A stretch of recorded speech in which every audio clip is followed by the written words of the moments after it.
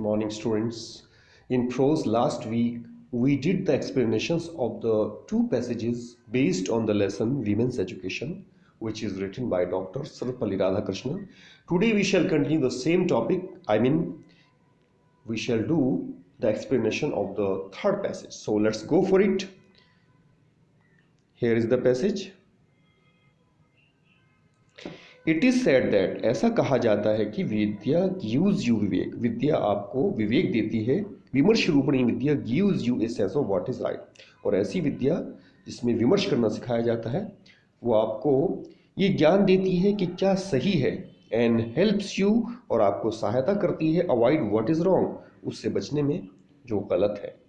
You must try therefore to find out what is required of you, आपको इसीलिए यह ढूंढने की कोशिश करनी चाहिए कि आपसे किस चीज की आवश्यकता है इन दिस जनरेशन, इस पीढ़ी में। A purpose which held good centuries ago, एक उद्देश्य जो शताब्दियों पहले अच्छा होता था, may not hold good today, हो सकता है वे अच्छा ना हो। In view of the rapidly changing condition, इस नजरिए से कि तेजी से परिस्थितियां बदल रही हैं ऑफ आवर कंट्री, हमारे देश की, एंड ऑफ द वर्ल्ड, और संसार की।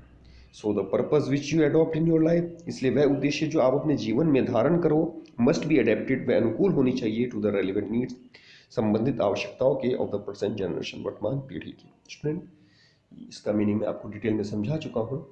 अब इस पैसेज का हम सबसे पहले रेफरेंस लिखेंगे।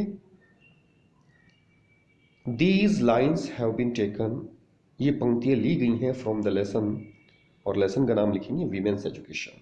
विमेंस एजुकेशन से written by doctor Sarvepalli Radhakrishnan, जो कि डॉक्टर सर्वपल्ली राधाकृष्णन का लिखा हुआ है। और उनके बारे में बता सकते हैं कि वो कौन थे, the second president of India, Bharat के दूसरे राष्ट्रपति। कॉन्टेक्स्ट में लिखिए, doctor Radhakrishnan is in favour of women's education. तो डॉक्टर राधाकृष्णन अर्थात जो इस लेसन के लेखक हैं वो पक्ष में है महिलाओं की शिक्षा के। ही वॉन्ट्स, वे चाहते हैं, education to be broad and deep, शिक्षा कैसी होनी चाहिए, विस्तृत और गहरी। ही सेज दैट, वे कहते हैं कि the real aim of education is to have a definite purpose in our life, शिक्षा का वास्तविक जो उद्देश्य है वह है अपने जीवन में एक निश्चित उद्देश्य को अपनाना, अर्थात हमारे जीवन में एक निश्चित उद्देश्य होना चाहिए, यही शिक्षा का मुख्य उद्देश्य है। सो कॉन्टेक्स्ट के बाद now we shall go to explanation. Here the writer says that, यहाँ पर लेखक कहते हैं कि, अब इसमें जो पहली लाइन है, that विद्या gives you विवेक, विमर्श रूपणी विद्या gives you a sense of what is right and helps you to avoid what is wrong। इसको एक्सप्लेन करेंगे हम ट्रू एजुकेशन। विमर्श रूपणी विद्या के लिए हमने वर्ड यूज किया ट्रू एजुकेशन या ट्रू नॉलेज।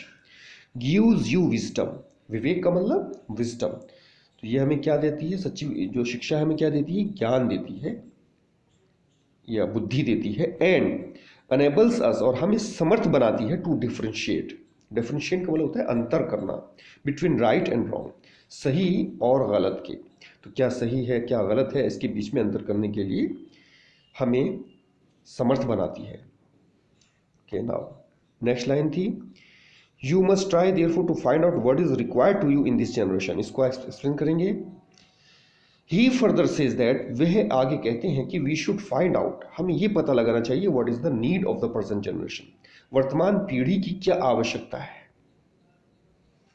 और ये बात के a purpose which held good centuries ago may not hold good today in view of the rapidly changing condition of country and of the world, इसको आप explain करेंगे। The world is very wide, संसार बहुत विस्तृत है, and is rapidly changing, और तेजी से बदल रहा है। सो इसलिए the purpose of life also changes in the changed condition, जो जीवन का उद्देश्य है वह भी बदलती हुई परिस्थितियों में बदल जाता है। तो there may be many things which are useful centuries ago, बहुत सी बातें हो सकती हैं जो शताब्दियों पहले सही थी या उपयोगी थी, बट इन प्रेजेंट डेज, लेकिन वर्तमान दिनों में we find no use of them, हमें उसमें कुछ भी उपयोगी नहीं लगता है। The present condition of India and of the world, भारत की और संसार की जो वर्तमान परिस्थितियां हैं, आर चेंजिंग रैपिडली, वो तेजी से बदल रही हैं। So the purpose of education must change, इसलिए शिक्षा का जो उद्देश्य है वह भी बदल जाना चाहिए according to the trends of modern time, आधुनिक समय के ट्रेंड्स के अनुसार, यानी आधुनिक समय के आवश्यकता के अनुसार। और फिर ये बात कि तो the purpose which you adopt in your life must be adapted to the relevant needs of the present generation को आपने एक्सप्लेन कर दिया है। फिर इसी के लिए फिर से लिखेंगे the learning author advises us, विद्वान लेखक हमें सलाह देते हैं to choose the purpose of education, की शिक्षा का ऐसा उद्देश्य हम चुने according to the changing circumstances, जो कि बदलती हुई परिस्थितियों के अनुरूप हो। So this was the explanation of the third passage. Now let's go for next passage. Now this is the next passage for explanation. Compassion, Hindi में लिखा है दया is the quality, एक ऐसा गुण है which is more characteristic of women than of man, जो पुरुषों की अपेक्षा महिलाओं की ज्यादा विशेषता है। I read recently a book, मैंने हाल ही में किताब पढ़ी थी, which speaks about the decline of womanhood, जिसमें महिलाओं के पतन के बारे में बात की गई थी। एंड सेज दैट, और कहा गया था कि दिस इज सो, ऐसा इसलिए है because there is a decline in compassion, क्योंकि दया में कमी आ गई है। इन अदर वर्ड्स, दूसरे शब्दों में, the natural quality of women is compassion, महिलाओं का प्राकृतिक गुण दया है। If you do not have compassion, यदि आप दया नहीं रखती हो, यू आर नॉट ह्यूमन, तो आप इंसान नहीं हो। It is therefore essential for every human being, इसीलिए यह प्रत्येक व्यक्ति के लिए आवश्यक है टू डेवलप द क्वालिटी, कि गुणों को विकसित करे। कौन कौन से गुणों को? कंसिडरेटनेस यानी सहानुभूति की भावना, काइंडनेस दयालुता, एंड कंपेशन और दया। तो इन तीनों गुणों को अपने अंदर विकसित करना प्रत्येक व्यक्ति के लिए आवश्यक है। विदाउट दीज क्वालिटीज, इन गुणों के बिना, we are only human animals, हम केवल मानव पशु हैं, जिसको हिंदी में कहा जाता है नर पशु, नॉट मोर देन दैट, हम उससे ज्यादा नहीं है।